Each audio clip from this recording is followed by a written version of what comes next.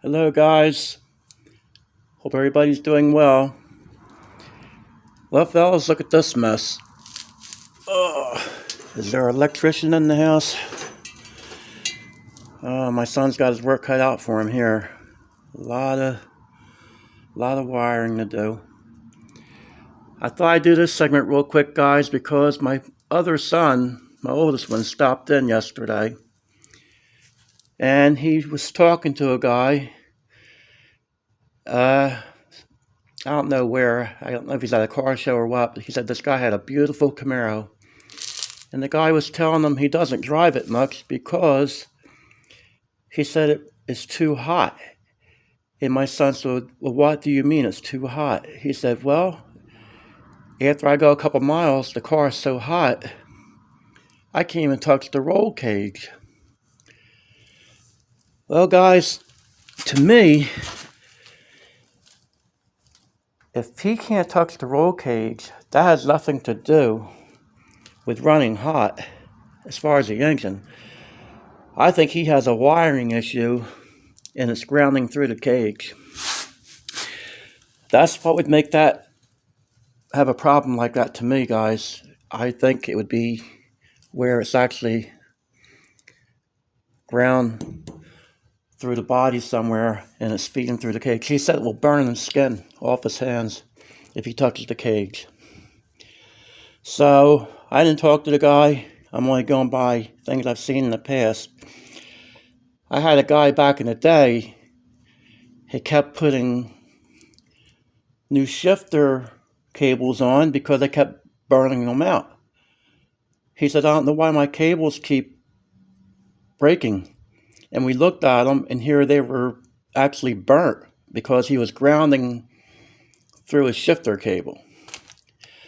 So it was one of them deals. So I just thought I'd bring this to you guys' attention in case somebody ever has that problem.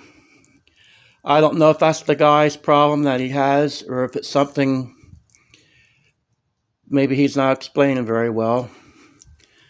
But I just thought I'd bring it by you guys, and I'm sure maybe one of you fellas have had maybe something similar like that. But he's got a little bit of wiring to do here, guys. It's kind of a mess, isn't it? All from scratch, guys. He ripped everything out of this car, and he's doing it all over it the way he wants it. It's getting there, though, fellas. He's got a lot to do still. He's a little upset because it's not how he wanted it, but I told him to get it together, and then it will be how he wants it later. Get it in there, and then he can go back over it. When you first start out doing stuff, sometimes it's not going to be exactly how you want it because things don't fit quite how you thought they would, and it turns out to be aggravating when you have to pull engines in and out, and it's time consuming, especially when you're like my son doing 1, 2, 3 cars at a time. So it gets to him a little bit, but it's getting there, guys.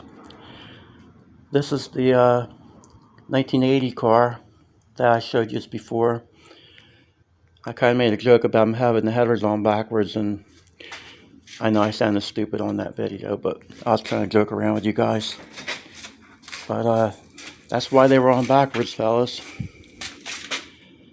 And the way he has the turbo run on this, he already knows it's going to creep boost, but he did that intentionally. He has his own theories why he wants to set up like that. And I'm not going to argue with him. He's usually right when he does something for a reason like that. But it's getting there, guys. I'm really hoping to see this thing run and run well. He's already been pretty upset about a few things with it, so I hope it works in his best interest. You guys know what it's like when you put something together and it's not exactly how you want it. But like I told my son, we got to thank God for what we have and appreciate that we even have this. If he saw this car sitting somewhere, he'd be wanting it. So that kind of happens when you have something and it rubs you the wrong way a few times. You get where you're disgusted, but in the long run, it'll be worth it, I think. This car here has always been special to me. It actually had a 4-cylinder in it, and it's under a 1980 Mustang, Adam Grover's build. It's on YouTube. When he first picked the car up, an old man had it. He got this car for $200, and it was so rotted out, nobody wanted it. And he just worked with it. But I started to say, we first put this together, it had an opening rear in it, 4-cylinder, and we took it down the track with a stock engine, and it had a converter in it. And that's all, I think. Headers, converter, intake and carb, and it still pulled off in the 12s right out of the box. So I always called this car a little awesome. To me, this thing's always been a little bit above average. This car here just has a special place. And after it went to 12s, it just got faster and faster. He started doing little different mods to it and stuff. But we're going to see how fast it goes with this setup in it, fellas. Hopefully, kind of getting short to the winter now. I mean, we're getting into some cold weather.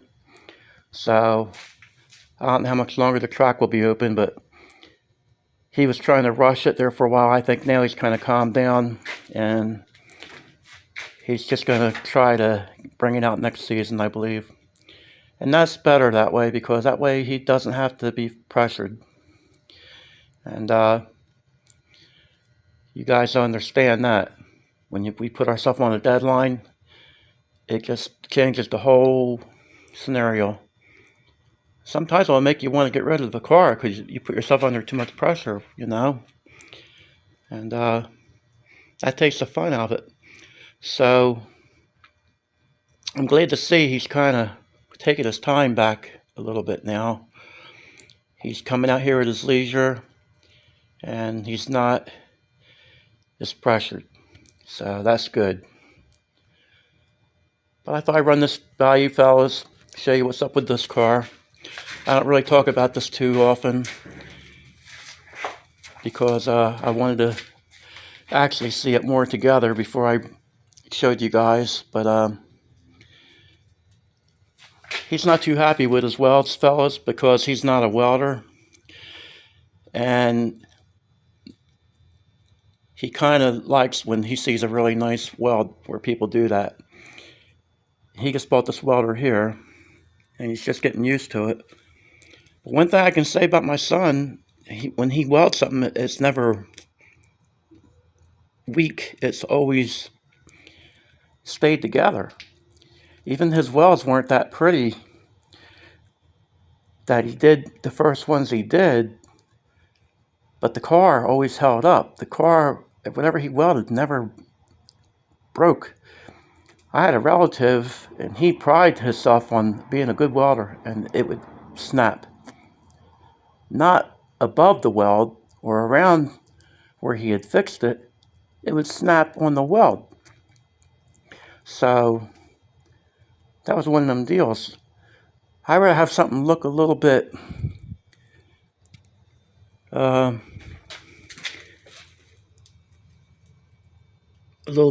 where it's not pretty and be strong than I would be pretty and not do the job that you originally tried to do. You try to weld something, you're welding for a reason, to stay strong. And a lot of times we'll think how pretty something looks, and that doesn't always work out in our best interest sometimes.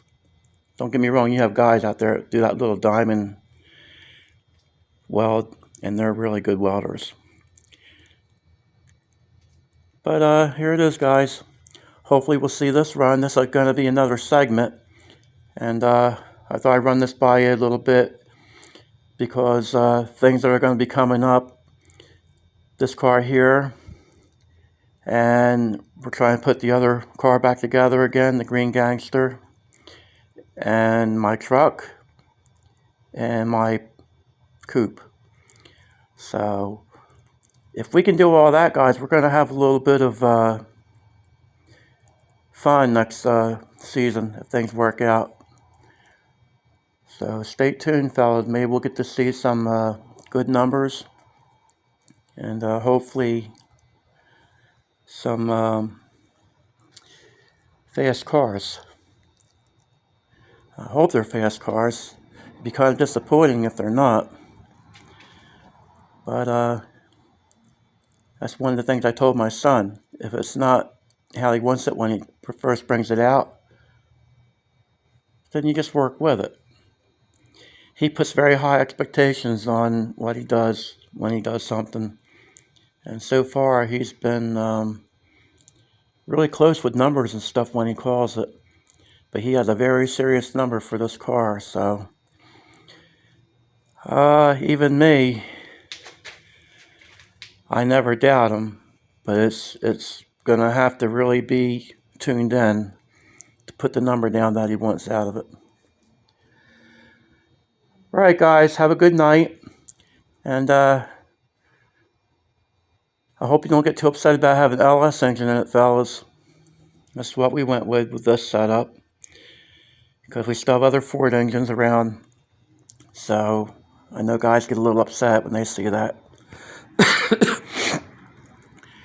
I call them the GM Ford engine. That really makes other people upset. But you can put a Ford head right on these LS motors. I don't know if people know that. If you change the camshaft around, little things like that. But why do that? They have a good head. And it's just one of them deals. They all have different opinions about different cars. But if it makes power and it runs and stays together, that's what we care about, guys. All right, fellas, have a good night. Take care.